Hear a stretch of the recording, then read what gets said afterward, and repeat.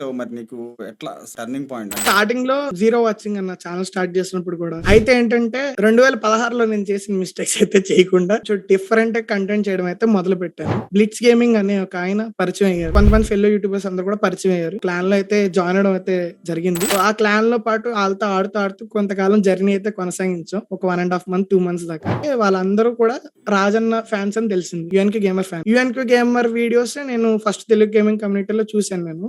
మనకు వేరే వాళ్ళు ఎవరో తెలీదన్న నాకైతే.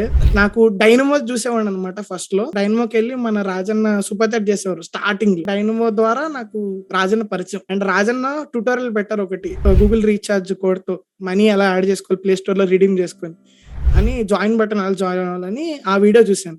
ఇంకా ఆ వీడియో నుంచి ఓకే మన తెలుగులో కూడా యూట్యూబర్స్ వస్తున్నారు. ఎందుకంటే నాకు తెలుసు కదా నా కష్టం 2016లో ఫెయిల్ అయినోడిని నేను.